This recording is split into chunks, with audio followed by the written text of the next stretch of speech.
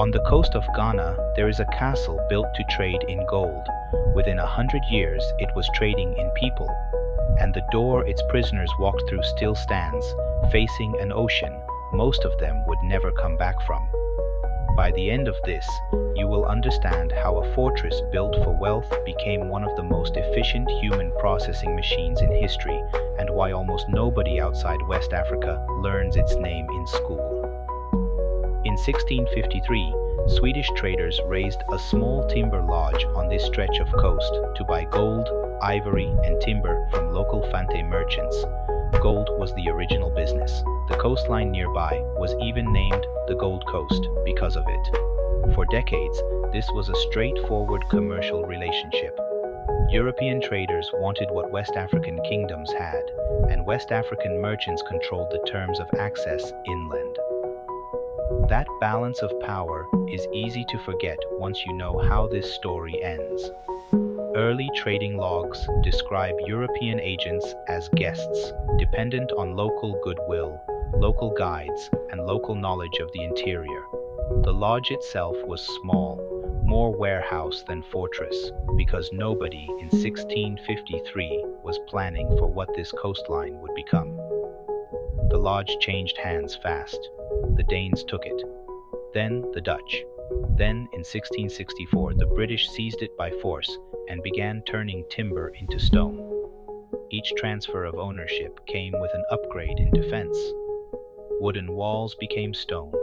A handful of muskets became cannon batteries facing the sea.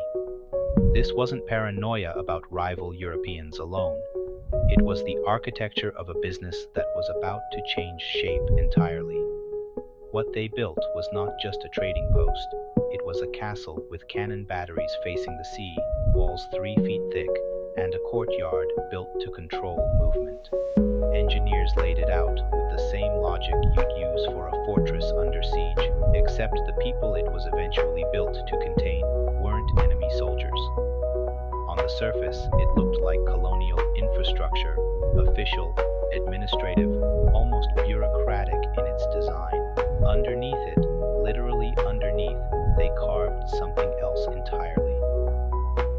Before I tell you what they built beneath the merchants' quarters, take a guess. Drop it in the comments. Whatever you're picturing, it is worse.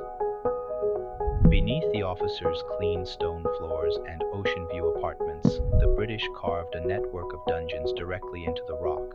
No windows, no drainage, a single small vent near the ceiling for air. These chambers were designed to hold up to 1,000 people at a time, chained in the dark, standing in their own waste for weeks before a ship arrived. The math of it is what makes this different from other dark history you've heard. This wasn't a temporary holding cell during an emergency. It was engineered capacity. The architects calculated exactly how many human bodies could fit into a stone room and built the room to that number. There were separate dungeons for men and women, each with its own narrow stone stairwell down from the courtyard above. The men's dungeon alone is estimated to have held several hundred people at once, chained in rows, with barely enough room to lie down.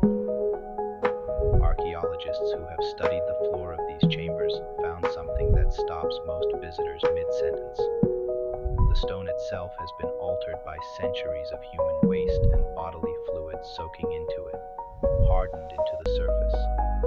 You can still see the discoloration today. It is not a stain that can be cleaned. It has become part of the rock. Ventilation was almost non-existent.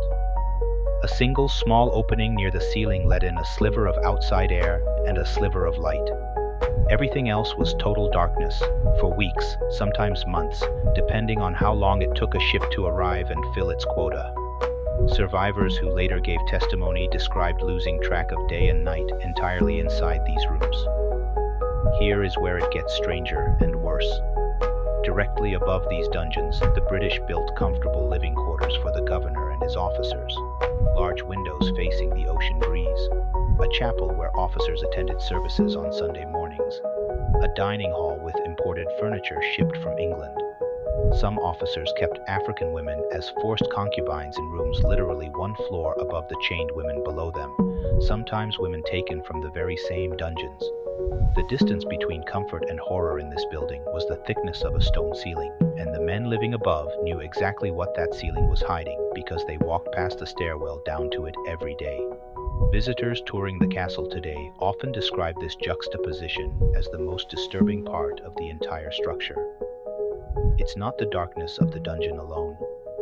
It's standing in a bright, pleasant colonial apartment, stepping onto its balcony to see the ocean, and realizing that a few feet beneath your shoes, hundreds of chained human beings were suffocating in the dark at the exact same moment someone above was eating dinner. Historians who have studied the castle's ledgers found something that turns this from atrocity into industry. The British kept detailed accounting records, not of suffering, of inventory. Human beings were logged, weighed in some records, and tracked the same way you track barrels of rum or bolts of cloth. Company clerks recorded arrivals, departures, and losses with the same flat, procedural language used for any other cargo shipment. This wasn't chaos, it was a supply chain, and Cape Coast Castle was one of its central warehouses, complete with quotas, schedules, and profit margins calculated back in London. What I'm about to tell you next connects this castle to almost 40 other forts along this same 500-mile stretch of coastline, and why that number should disturb you more than any single building could. Cape Coast Castle was not unique. It was one node in a system. Along the coast of modern Ghana alone, there were nearly 40 of these forts and castles, built by the Portuguese, Dutch, Danish, Swedish, and British, all competing for the same trade, sometimes only a few miles apart from each other. Each one had its own version of these dungeons. Each one had its own version of the door. Together, this stretch of 500 miles became one of the densest concentrations of fortified human trafficking infrastructure ever built anywhere on Earth. The door is the detail that stops people cold when they visit in person. At the base of the castle, facing directly out to the Atlantic, is a narrow stone doorway, barely wide enough for one person to pass through at a time. Prisoners who survived the dungeons were marched through it, one at a time, straight onto waiting ships anchored just offshore. The narrowness wasn't an accident of old architecture. It was designed that way so that guards could control the flow of bodies, count them, and prevent any last attempt at resistance or escape. Locals and historians call it the door of no return because for the estimated hundreds of thousands who passed through castles like this one, it was exactly that. No return to family, no return to language, no return to the life that existed before that door. Some accounts describe prisoners being made to walk in circles around a tree in the courtyard before reaching the door, a ritual meant, according to local tradition, to make them forget their home and their past before they ever saw the ocean. Before we go further, take a side. In the comments, do you think the officers who lived one floor above these dungeons genuinely believed what they were doing was normal, or did they know exactly what it was and choose comfort anyway? I want to know what you think because the historical record on this is more disturbing than most people expect. Records from British trading companies show officers writing home about mundane things, weather, supply shipments, complaints about the food. In the same letters, in the same tone, they'd note the arrival of a new shipment without a flicker of normal language. This is one of the most chilling parts of the historical record. The horror wasn't hidden from these men. It was simply normalized, filed away as routine business language, the same way you'd write about freight. This detail matters because it destroys a comfortable myth. The myth that atrocities like this required monsters. They didn't. They required ordinary men doing paperwork, protected by distance, hierarchy, and profit. Cape Coast Castle operated as a major slave trading post for roughly 200 years. During that stretch, historians estimate well over 1 million people passed through the broader network of Gold Coast forts, with Cape Coast among the busiest. The true number is debated because record-keeping was inconsistent and deliberately vague about deaths in transit, especially deaths that happened before a ship even left port, since those losses reflected badly on the efficiency of the operation. What we do know from surviving company logs is that mortality inside these dungeons was severe. Disease, dehydration, and the sheer density of chained bodies in unventilated rock shock chambers killed a significant percentage of prisoners before they ever reached a ship. This is the part most documentaries skip because it's harder to visualize than the ships themselves. The middle passage across the Atlantic is the horror most people have heard about, and rightly so. But before anyone boarded a ship, they survived, or didn't survive, weeks inside a stone room built specifically to hold as many bodies as the walls could physically contain. Historians now argue that the dungeon phase of this trade, the weeks spent chained in darkness before departure, deserves as much attention as the crossing itself, because it represents a form of engineered suffering that was entirely preventable and entirely deliberate, built into the blueprint before a single prisoner ever arrived. Company records from the era occasionally note the disposal of bodies from the dungeons directly into the sea through a separate low opening cut into the rock near the waterline, so that the smell and evidence of death inside the main dungeon wouldn't disrupt operations upstairs.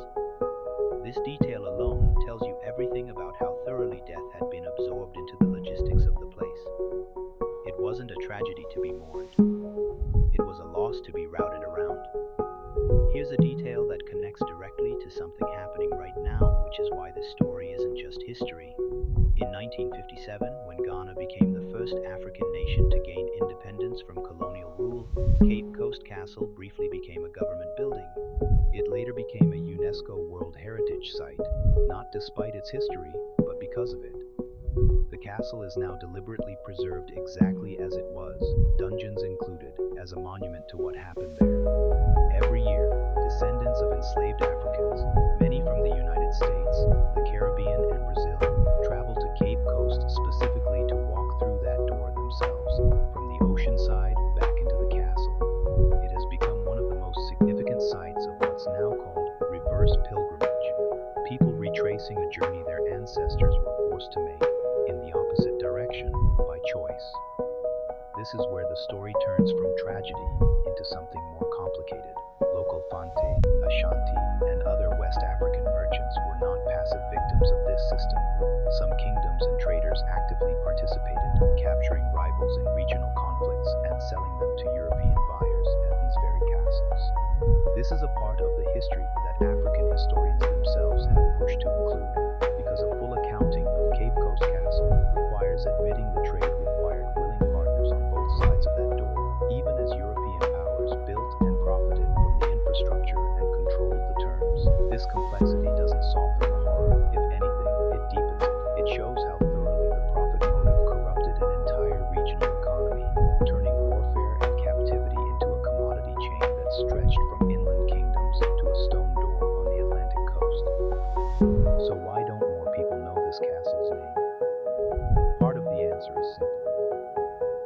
For centuries, the history taught in Europe and North America focused on the abolition of slavery as a moral triumph, not on the physical infrastructure that made 200 years of trade possible. Abolition makes a cleaner story than a stone dungeon built to hold 1,000 people. Cape Coast Castle doesn't offer a clean story. It offers a floor plan. That floor plan still stands. You can walk it today. You can stand in the exact dungeon, touch the exact walls, and pass through the exact door. Very few atrocities in human history leave behind a structure this intact, this precisely documented, and this open to the public. Most dark history has to be reconstructed from fragments. This one you can simply visit. What you just watched is one piece of a much larger story about the network of forts along this coastline, and next time I'm covering the one even historians call the deadliest of them all, a fortress with a dungeon so overcrowded that its walls still bear chemical stains from what happened inside. Subscribe, because I'm not done with this coastline yet.